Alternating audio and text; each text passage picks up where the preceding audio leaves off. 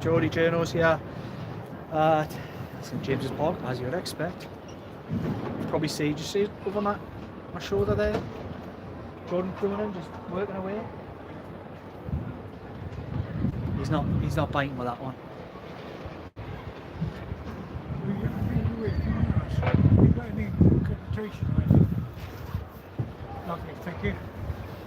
It's nearly me getting thrown out. Rare occasion. Usually happens in away grounds. He's just doing his job. There's Jordan Cronin grafting away. Look, can we get him in? Quick thoughts on that one, Jordan? Poor first half. I'll have to come closer, you're quiet. I know, yeah. Poor first half. Dominant. Second half. They're a poor side, let's be honest. Yeah. Really poor side. What was it, 13 goals against Sheffield United this season.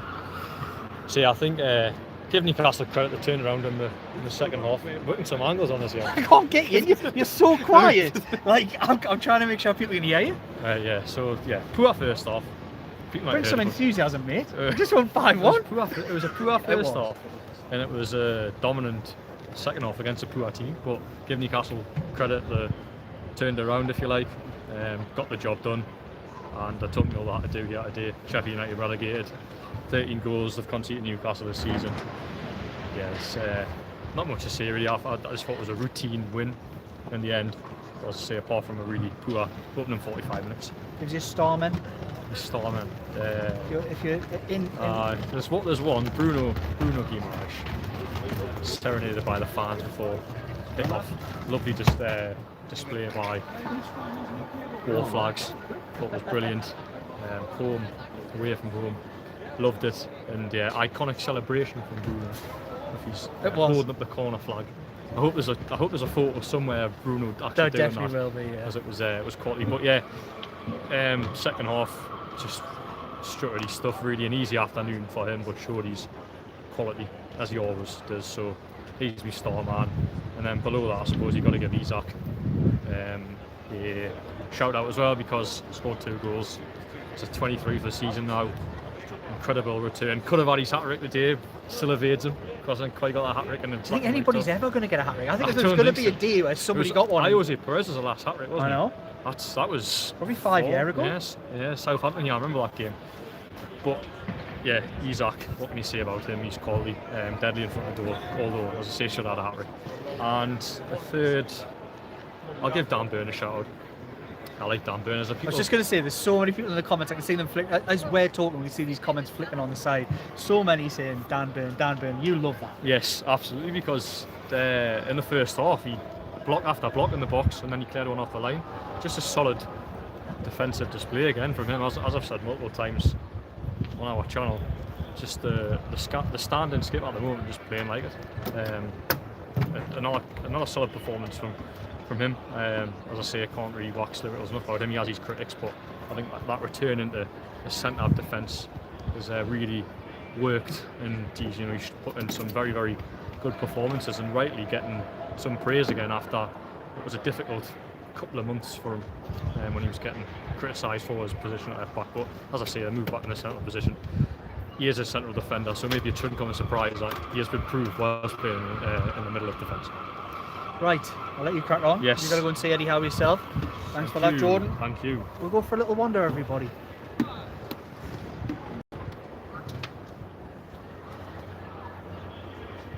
Give you guys a little picture of what it's like here post-match. Just seeing the comments there. I'll come into all of the comments in a minute. Somebody's mentioning there a celebration from Bruno. It was, in many ways, as Jordan Cronin said, quite an iconic one. An iconic war flags display. Which is getting tidied up there. You see all of those stewards at work there. They've got a tough job on their hands getting rid of all of those green, yellow, blue and white flags. Here we are, up in the posh seats. I don't know if you can see there, there's a club legend, white shirt, dark top, the one and only Super Mac, Malcolm MacDonald. The greatest strikers this football club's ever had. Quite comfortably brings us on to one of the best strikers the club has had in modern times. before I do talk about Alexander Isak and the two other players I thought that were really standouts today, I want to say to you guys, there's 60 of you guys almost on there now. Let's see some likes. I give my time to talk to you guys. The least you can do is hit that thumbs up if you like what we do. If you don't, jump in the comments and tell us it's crap. Don't mind that either. Yeah, so my three star men. My star man today was Alexander Isak, of course, with his 2 goals. Is he ever going to get a hat-trick? I'm not complaining too much. He can keep getting 2s every week. It doesn't really make too much of a difference. But it felt like when they got the 65 minutes, when they got that 5th goal, you really felt it could have been another 7-8. It could have went on any score. It didn't quite. But it's still a comprehensive win. A comprehensive win that, in many ways, I didn't see coming after that first half. It was a laboured, very Wednesday-like performance. Not the Sheffield Wednesday. A Wednesday as in Crystal Palace that was very laboured, sloppy in possession, sloppy with the execution, as Eddie Howard said previously. But the 3-star stood up in the second half. Bruno Guimarães. I run out of superlatives when talking about him. For me, he's a footballer that, I've said this before, and regular watchers of our channel will know the reference I always say. When he was planted in this Newcastle United squad when he first signed, it was just like bringing an alien in from outer space. He was just so incredibly technically gifted, so incredibly intelligent with the ball, so just with his movements, with his passing, with his execution, just everything. It was just so far out with of anything that was in the squad. And I've said on here, I think I said it a couple weeks ago, he's the best player in my opinion that I've seen in the modern era, apart from, of course, Alan Shearer because of his goals. But I think in Bruno in a different position is the best midfielder that I've seen. Of course, I'm not going to go back into different generations. When I talk about the modern era, I'm saying this century. Let's say this century. Let's have a cut-off point rather before I get people throwing names in from the 1920s or even later. You know, it's 70s, 80s, 90s. This club's had some fantastic footballers, and that doesn't downplay the quality of others. But wow, Bruno Guimarães, an incredible footballer who has the ability just against teams like this to just dictate things and make things happen. I even thought on Wednesday he was the best player. He was the only one really trying to make things happen in a really difficult game where no one else was playing around him. The others, Anthony Gordon, always a threat, always trying to make things happen. His pace is frightening. His ability to beat a man is frightening. And whether he's on the left or the right, he is much better suited on the left. He must be a nightmare to play against if you're a fullback or a defender. And for winning that penalty, he played with Mason Holgate at Everton, and you could tell he had the beating of him, and he knew that they're right in front of us down here for a lot of the game, like down here, just in front of the dugout. We sit right 2 rows down from, 2 rows up from where the action takes place in the dugout. And you could see they were laughing and carrying on quite a lot. He knows Mason Holgate's game. He knew if he took a touch and dropped the shoulder, he'd beat him for fun. Then he did that and won the penalty. A class footballer. And as I said, Isak. Oh, can you spot that there? There's Miggy and Joe Linton. Just wandering along there pitch side. Some snazzy gear there for Joe Linton. I'm not saying I would probably be able to carry that off, but what a guy. Both of them back in black and white, just to give that extra options. What about that, by the way? That's one thing I mentioned in my Newcastle World analysis. Just nearly so close to a seagull emptying himself on us. That was so close.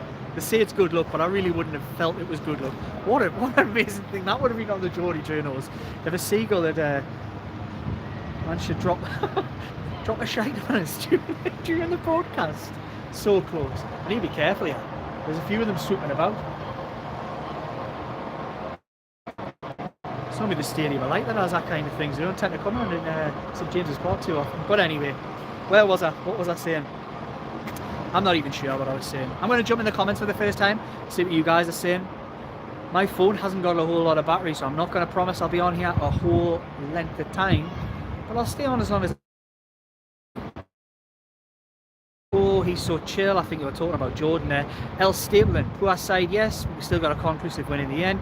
Graham Doherty, big shout to Captain Dan Burn for keeping us in the game first off. That's a big shout. That's a shout, actually. Dan Burn's clearances and blocks in that first half did keep Newcastle United hanging in there. And without him, the game could have been out of sight. Sorry, my phone. Because it's about to die. I'm going to try and plug in. See if I can get plugged in here. Just so it doesn't die on us.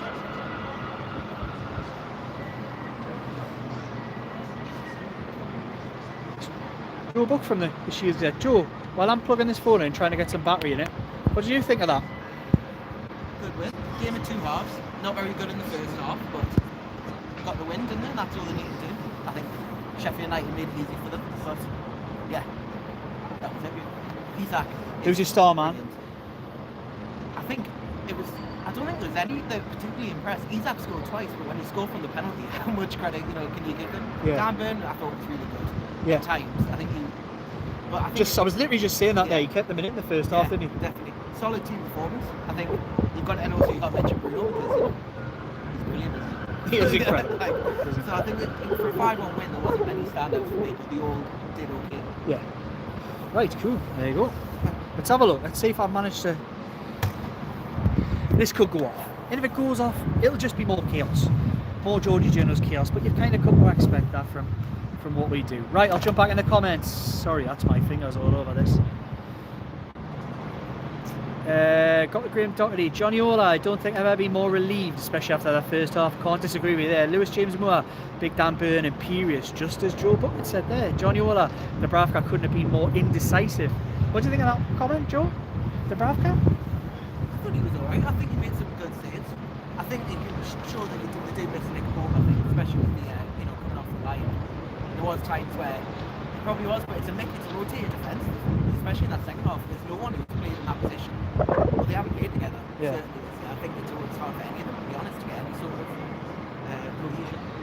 As soon as Nick Pope's back, I think we'll all breathe a sigh of relief. Right, let's see any more comments in here.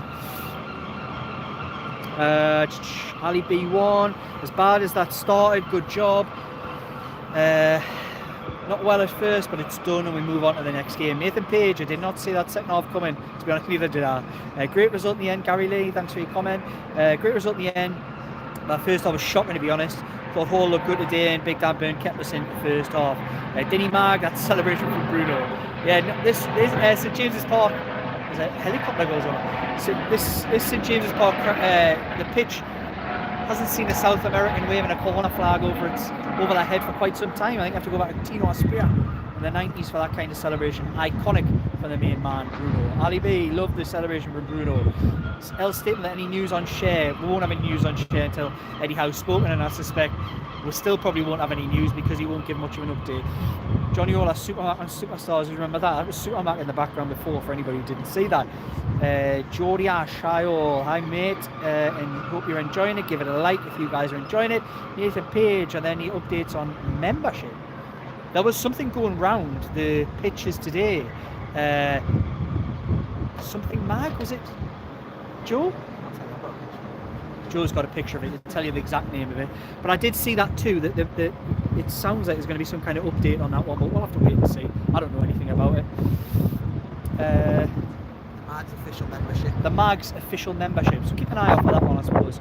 Andrew Batman, Burnley, the foundations for a win, could quite easily been 3-1 down half time, agree with that. Truls Hagen Christiansen, apologies if I didn't pronounce that correct. Yes, get in. I certainly agree with you there. Jordy Ash again. Shame Isak didn't get his hat-trick this game. It's coming though. It will. It'll come eventually. It's taken a while. It's probably about 5 years since Newcastle player managed to score a hat-trick. El Stapleton. I remember Supermax debuts, SJP, never mind Superstars. What a player. What a player. JC. Wilson's finish was quality. What a player and what a guy as well. Done a few podcasts in the past with Supermac. Spent some time with him online and in person. He's a very, very good guy.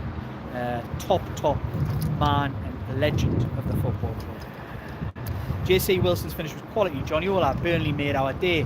Andy Ford, thanks for doing this live. It's 13 goals. Oh, cheers, Andy. I enjoy it. I don't mind talking to you guys.